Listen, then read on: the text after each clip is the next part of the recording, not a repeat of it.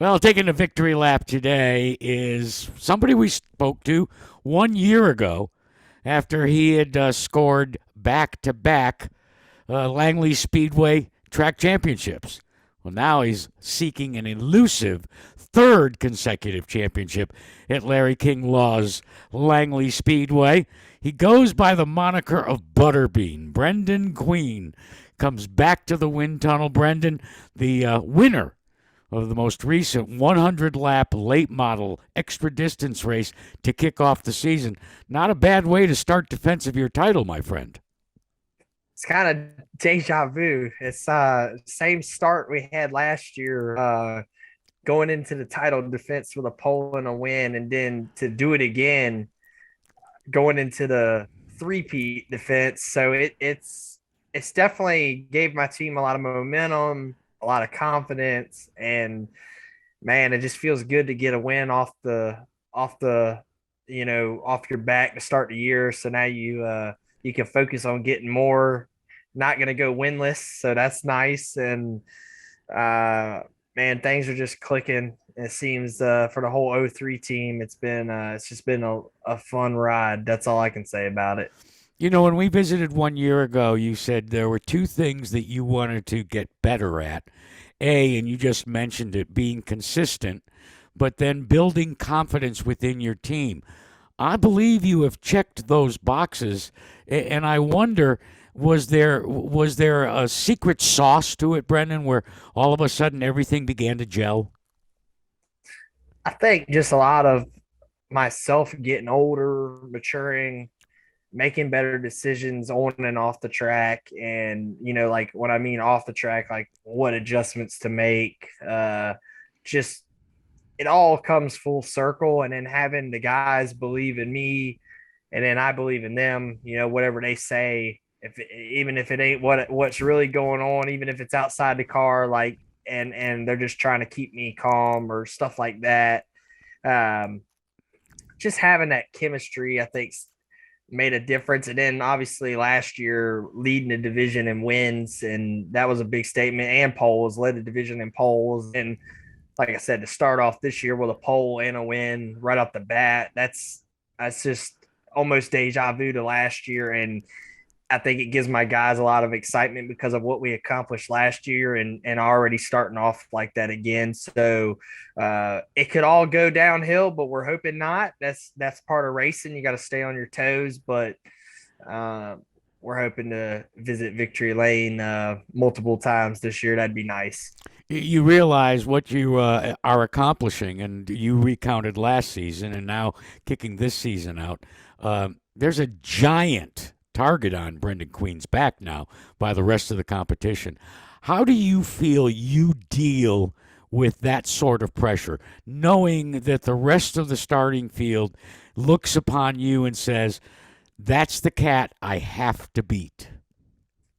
It's crazy because I never thought that I was going to be that guy at Langley. The Edwards brothers and Mark Wirtz, and those guys have been racing there since I was a baby and before that. So they were always the guys I looked at because they could, like the Edwards brothers, could drive a place blindfolded and they can win blindfolded, I swear. So for me to kind of steal the thunder a little bit the last couple of years has been crazy. At first, I never really let the pressure get to me. I liked the pressure. I felt like I performed better with pressure than where if I didn't have anything to lose. But I think now being the guy to beat, I don't really go over there thinking I have to prove anything anymore because I feel like winning the Hampton Heat championships and polls and races has just kind of knocked everything off the bucket list for me. Now it's just chasing wins, and if the points fall, chasing the championship record book. With only two people doing the three in a row, that'd be something I'm trying to break into. But other than that, just winning races, and it feels good to have them looking at me because you can kind of play some mind games now because you kind of have them in the palm of your hand. They're wondering what you're doing all the time, and you can you can play games and make them think you're doing stuff that you're really not. So it's been fun being that guy and having that role to play. And like my crew chief Phil Warren having the record of 7 late model championships, and the Edwards brothers are one away from tying it. So it's been kind of fun to joke around with that. Uh, and if somebody had to be the guy to stop them, it's been me the last 2 years with Phil as my crew chief. So there's a lot of little inside moments that make it even bitter, more bittersweet, I'd say. Adding that to your repertoire. And what I mean is being able and having the knowledge and the comfort to be able, Brenden, to say, hey, I can play some mind games. I can get out there against my competition. And it's not that you're doing it arrogantly, but let's face it, that's part of the arsenal that a driver has to utilize. Has that made you a better driver? I think so. I think, like I said, just a lot of I went through a lot of battles of in my in my career of trying to make it to the next level, and I thought that if I went out and performed, that I was gonna get a phone call and be gone. But unfortunately, it doesn't work that way, and it's all about the money. And when I finally accepted the fact that I'm a late model racer and I can't afford the next level, I think that's really when I really started to gel. And I was like, I want to make my late model program as competitive as it can be. I want to take all our effort instead of trying to go to the next level and sink it right here and go be a big name in the late model world, because I think that that's in a way is just as big as being on TV on Sunday, because of the competition in the late model series is just instead of 40 guys on the track, that you're racing all over the East Coast, there's hundreds of us that can win. So I think the competition pool is a little bit bigger, a little bit harder to keep up, especially being a backyard team versus some of the super teams. But just like last week at the opening night, I was half a straightaway from going a lap down with 50 to go, and then come back to win it. And I feel like that was kind of some mind games there. I was on an agenda of riding and saving my tires, and I don't look at it this way, but I spent so many years getting schooled by the veterans, and I feel like the young gun finally schooled them one night and let them burn their tires up. And I came on and passed for the lead with 8 to go there, and came from 13th to win it. So we had the pole. We led the first 2 laps, and I think by lap 5 I was running 13th. So that was all part of the plan. Got a little scary there, hoping we'd get a caution when we were getting ready to go a lap down. We picked pace back up and knew we were fast enough. We just needed a caution, and the good Lord blessed us, and everything fell our way, and we were able to drive back to the front and put on a heck of a battle with Greg Edwards for the win. And once we got by him, I think he had nothing left in the tank, and it was over.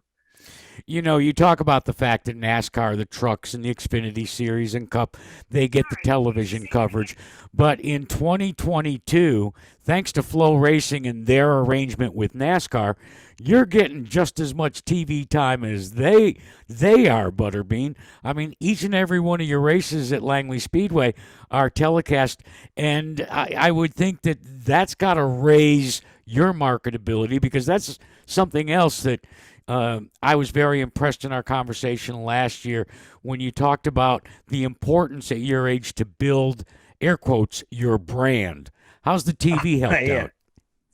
I think it's big. I hadn't really been able to use it yet to my benefit because it's all very new. But I mean, I left the racetrack after we won that night, and by the time I had gotten home, Flow Racing had posted the pass for the lead highlight video, and I thought that was huge because they tagged me in it, and then Flow Racing followed me on Twitter, and then they posted it on Facebook and Twitter, and then it got over 10,000 views within the next couple of days. And I feel like that was huge because if you look at their following and all the people, I mean, they're 300 something thousand, I think, follow them. So that highlight of me passing for the lead got a lot of exposure. And then now I have clips to show people to make the connection. And now people are getting the connection of hearing my name, hearing my nickname, and seeing my car. So now they'll know, like, okay, I know I've seen that guy somewhere. So I think it was cool, and I'm happy I got to be the first winner at Langley with it, and got the exposure, and the way that it was, the little bump and run for the lead right there at the end. I You can't ask for much better short track racing, and I just think it's really cool all around that they shared that like that. And like I said, how quick they shared it. I mean, they shared it before I saw it as soon as I got home. You know, a lot of your competitors are maybe as much as twice your age. All right. I call them the crusty old veterans. I'm sure that they share the same sense that I do, that I know I should be on social media, but I don't have the handle on social media like you 20 somethings have got. From your perspective, how important is your social media footprint to what you do once you get inside that race car? It's big because without the fans in the stands, we wouldn't be what are we racing for? We're racing for nobody besides ourselves, just running in circles. And the tracks can't survive without the fans in the stands. And then it's funny because I call my fans a couple of different names, Bean Nation, and they call the little kids bean sprouts and stuff like that. But it's funny because in Victory Lane last week I called them out, and just to hear them cheering in the stands makes you want to make that connection through social media with them, because they're out there every Saturday night supporting you, and if you can give them an insight to what's going on away from the track during the race day, all that mess. It gives them a little bit more of an understanding of things, and they get to know a little bit about you. And then if you're commenting back or reading messages, writing back to them, it gives them some interaction, so they do see the normal side of you. Because I tell people all the time, there's nothing special about me, but to some of those people, they think you're a NASCAR star. So at the end of the day, I'm a normal person. I go out to dinner during the week and hang out with friends and all that, and then I go racing on the weekends. So you try to let them know that you are a person, um, and not just a race car driver. Yeah, but don't cut yourself short. All right. You are indeed a NASCAR star, winning a track title once, then twice, and now going after three. You're at the top of the late model heap, and I am very, very appreciative that you decided to stop by and join me here inside the wind tunnel. Who knows? We'll probably visit a few more times this season as you rack up those wins at Larry King Law's Langley Speedway. Thanks so much there, old Butterbean, and good luck. Hey, I appreciate you, man. Anytime I can make it happen, I love being on it. Thank you for your time. Thank you, buddy. This will drop tomorrow.